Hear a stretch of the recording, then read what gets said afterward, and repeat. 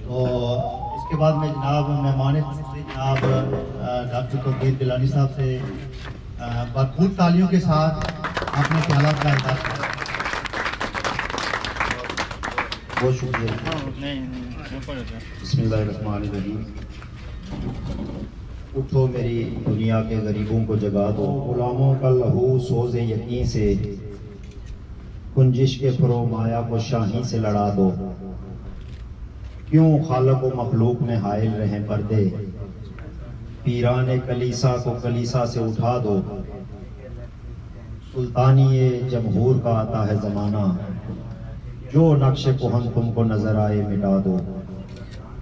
और जिस खेत से दहकां को मुयस्सर न हो रोज़ी, उस खेत के हर खोशाए गंदम को जला दो। आज की इस तकरीब के सदर जनाब राजा मुख्तार साहब, तमाम मुअज़्ज़ज़ मेहमानान गिरामी, नौजवान दोस्तों और साथियों, मैं शुक्रगुजार हूँ आप सारे दोस्तों का कि आप अपना कीमती वक्त निकाल कर यहाँ पर तशरीफ़ लाए।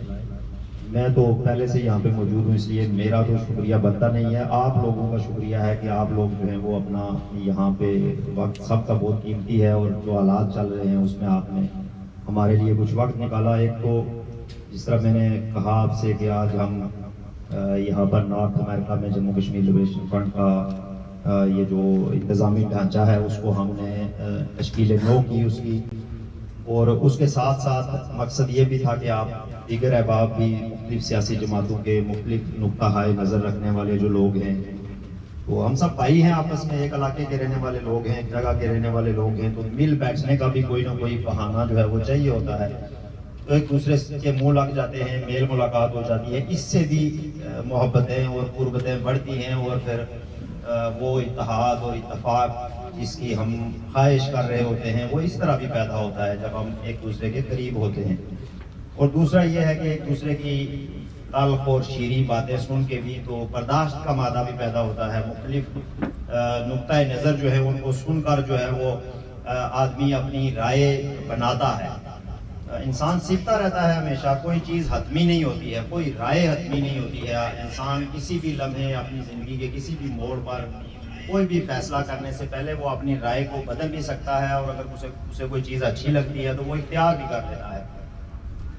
हम भी ये चाहते हैं कि जिसका जो भी नुक्ता नज़र है, हमने अपना नुक्ता नज़र आपके सामने रखना है। अगर किसी भाई को, किसी दोस्त को जम्मू कश्मीर लिबरेशन फ्रंट का काम या नज़रिया या अप्रोच जो है वो उससे इत्तफाक होता है तो वो हमारी सफ़ों के साथ खड़ा हो सकता है, हम उसे खुशआमदीद कहेंगे।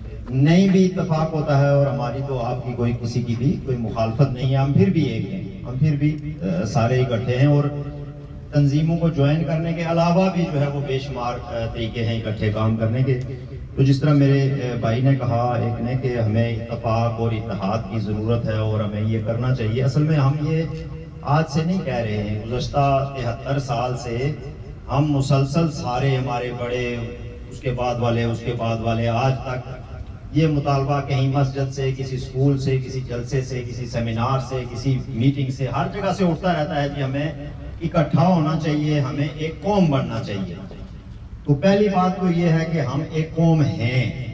हम आपस में इत्तेहाद और इत्तेफाक का फैसला करें या ना करें, उससे हमारे कौम बनने पे कोई फर्क नहीं पड़ता है। जिस तरह मैं और मेरे भाई जो हैं वो अगर आपस में इत्तेफाक से ना भी रहें तो वो मेरा खानदान जो है वो नहीं अलग हो सकता, वो खानदान ही रहेगा मेरा, और वो मेरे भाई ही रहेंगे, और मेरा ही कबीला रहेगा, मेरा ही टब्बर रहेगा, बेशक हम आपस में बैठ के रोटी भी ना खाएं।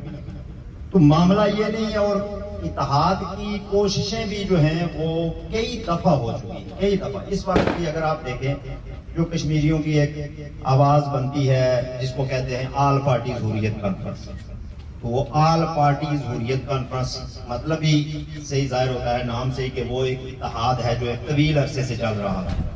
Kashmir liberation alliance, Kashmir independent committee, America में अलायंस, बरतानिया में अलायंस, मिडल ईस्ट में अलायंस, यूरोप में अलायंस, आज़ाद कश्मीर में अलायंस, कौम परस्तों के, इलाकियों के, कोई दर्जनों के हिसाब से इत्तेहाद भी हैं, और दर्जनों के हिसाब से ये कोशिशें माजी में भी होती रही हैं और अभी भी चल रही हैं। तो ये कोई ऐसा मसला नहीं है। और ना ही मैं आपको ये बात भी मैं आपको बताना चाहता हूँ कि ये मामला इस वजह से नहीं रुका हुआ है कि हम सारी पार्टियां खत्म करके कोई एक पार्टी क्यों नहीं बना दें, और ये मुमकिन नहीं है। जो दोस्त इस तरह की बात करते हैं उनको ये बात समझनी चाहिए कि ऐसी कोई बात मुमकिन नहीं है।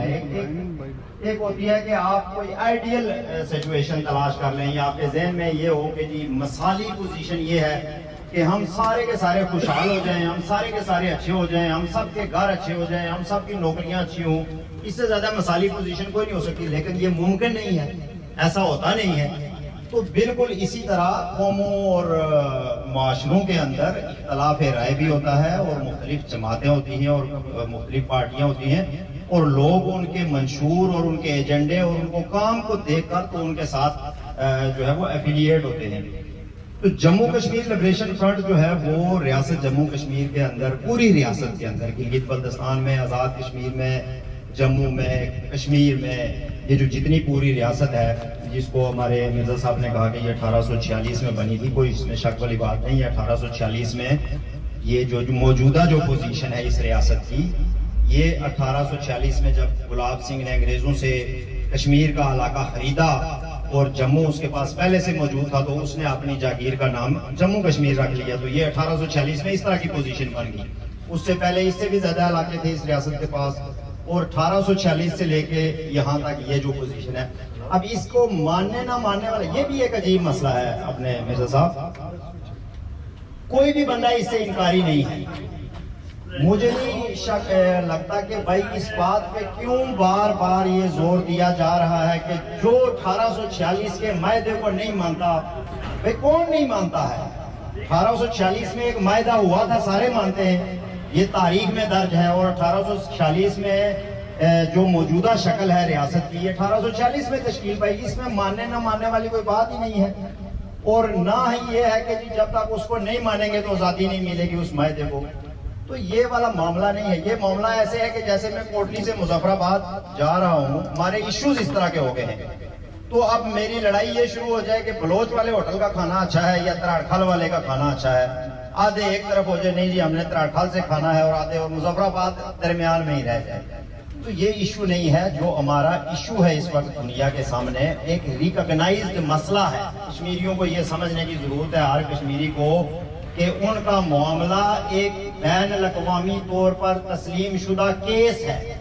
उसको कोई खत्म नहीं कर सकता है मासवाए हमारे, कि हम ही हाथ खड़े करके बैठ जाएं या सरेंडर कर लें और बस आमीन कर लें। तो इसके अलावा कोई खत्म नहीं कर सकता। उस पर रेजोल्यूशन है अक़वाम मुत्तहिदा की, और उसके ऊपर नाज़म राय शुमारी का 2 दफा तकर्रर हुआ है मकबूजा कश्मीर के अंदर। उसके ऊपर कमीशन बना अक़वाम मुत्तहिदा का, जिसको United nation commission for Jammu Kashmir कहते थे, जिसको बाद में इन 2 मुल्कों ने तब्दील करके तो उसको United nation commission for India and Pakistan बना दिया। आज भी अक़वाम मुत्तहिदा की अफवाज जो है, जिनको United nation military observer groups कहते हैं, वो रियासत जम्मू कश्मीर के अंदर मौजूद हैं।